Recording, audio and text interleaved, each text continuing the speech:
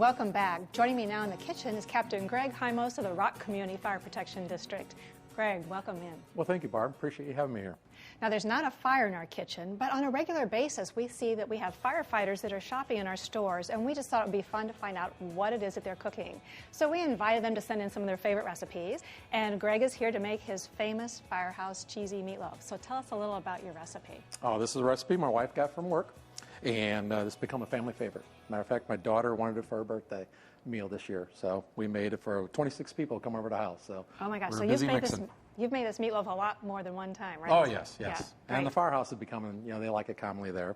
Great. Matter of fact, I even had a captain that moved on to another department, and about 6 months later, I get an email from his wife requesting the recipe because he wanted it at home. So. Oh, this is a great one. I have tasted it and I love it. So let's start. What is the first step that we want to do? Let's start on the sauce first of all. Okay. So we got ketchup.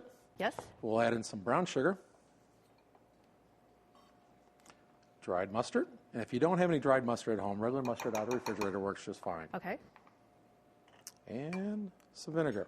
All right. And we're going to whisk it all together and keep on going until you get all the clumps out. Okay. And this is a really pretty big amount of sauce because some goes in the meatloaf, some on top. Right. We add some into the middle of the meatloaf to moisturize it back, and then some on top of it. The main thing we use it for is dipping, because on the side I always have crispy crowns or tater tots with it, so you're going to want enough on the side to be able to dip those into. Oh, the perfect accompaniment. Yes. Great. And if you're worried about the calories, since we add a whole bunch of brown sugar to it, you can use a Splenda mix if you need to, if you want to reduce some of the calories in there. Okay. All right, we're going to keep that there, off to the side. All right. We're going to come over and make the main part of it now. We have the meat. In here we got 2 pounds of ground beef.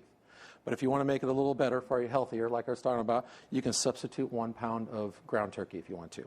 So is trying to have a healthy diet, is that something that you're always working toward at the Firehouse? Try to, yeah. It's pretty physically active, profession we have. So, yeah, you want to be eating healthy as much as possible. Good. So, all right, well, I'm going to get my hands messy now. All right. So, first of all, we're going to add in the breadcrumbs. Start mixing those in. All right. And then if you can help me out, you're going to start throwing the onions in there for me when I get these all mixed in. All right, tell me when you're ready. So, go for it. We got onions to mix in there. Now, how often do you actually do the cooking at your house? At your firehouse, I mean. Yeah, at our firehouse, we rotate. And we work a 3-day rotation. And what we'll do is I'll pick a day. Normally, I work the last day of the rotation. And we go shopping at Dierbergs in the morning before we come into work.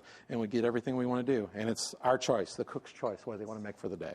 Now, I'm going to guess that some of the guys are better cooks than others. Some are. Yeah. We got some that, the pizza delivery guy knows our address well. Oh, okay. So that happens. That always helps. So, okay, go ahead and throw those eggs in there. And we got some dried spices to throw in there, too. Okay. Go right ahead. All right. And we're going to mix this all in. And at the very last thing we're going to do is we're going to add in that sauce that's off to the side. Okay. Because we're using that lean ground beef, it's going to be kind of dry. So we want to add some moisture back into the meatloaf. All right. So let's get that all mixed in really good. Okay. But yeah, and then like I said, we got the pan over there that's got foil on it, and I know we're using about every bowl here. And so, yeah. So does the guy that cooked, is that the same person that does all the cleanup too? Well, that's the one of the perks that we have. If you cook, you get to sit back and enjoy your meal afterwards, and the other guys clean up. Go ahead and put about 1/3 of that sauce in there, and I'm going to go ahead and mix that in. Okay. Is that good? Good enough. All right. And then we'll need that sauce to pour on top of the meatloaf before it's done cooking. So once you're in the middle of your hands really pretty messy, let's say a call comes in. What are you going to do? Oh, well, unfortunately, the food will have to stay here on the counter, but I'll hurt and wash my hands, and we'll get out to the truck. But that's pretty common, actually. I work at a busy firehouse, and calls come in at the oddest times. Most of the time when we sit down for dinner. Well, of course, that would be the way that it would happen, right? Yes. Yeah. People that call 911 don't make appointments. It's they want us there now. All right, so I got this all set. I'm going to make this into a loaf. Like I said, we got the lined baking sheet here already. And you can see it's a little messy.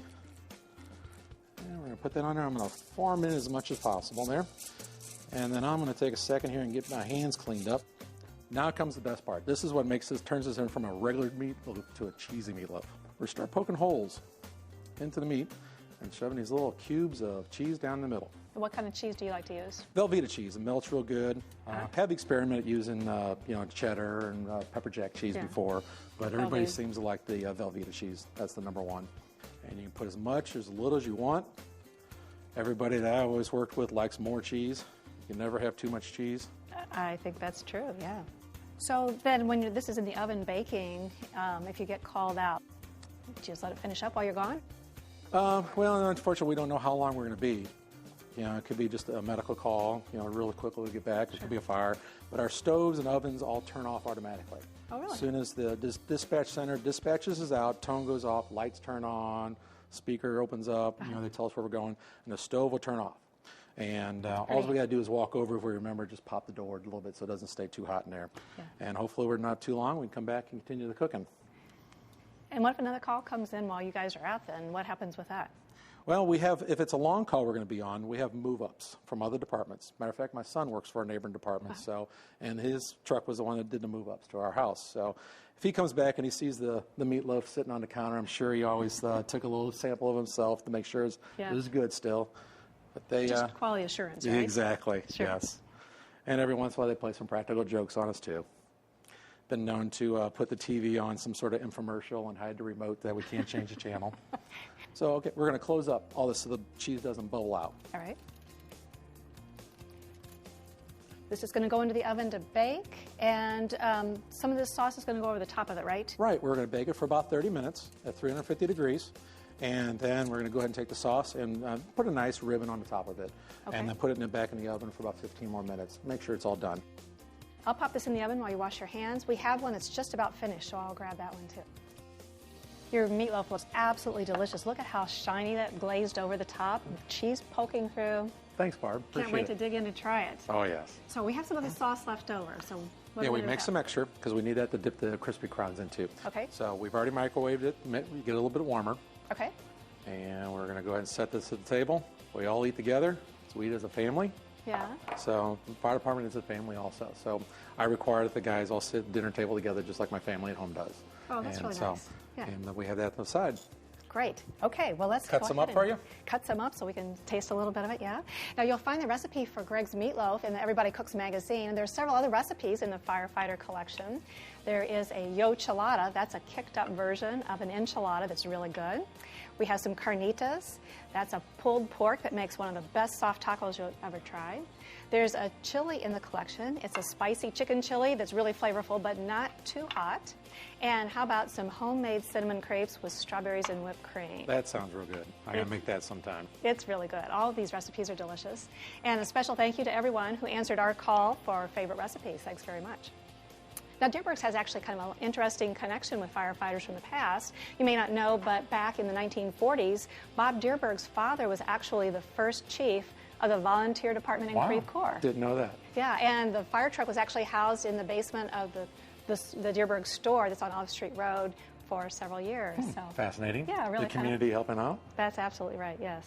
Well, Greg, thank you so much for being here tonight and sharing your recipe. Well, thank you very much. This was fun. And thank you even more importantly, for the work that you and all of our area firefighters do for our community on a daily basis. You guys really do just amazing work for us. I appreciate that. So thanks so much. We got to try some crispy crowns. Oh, yeah, let's do that. Well, we're going to take a break, and when we come back, it's time for some Moroccan magic, so don't go away.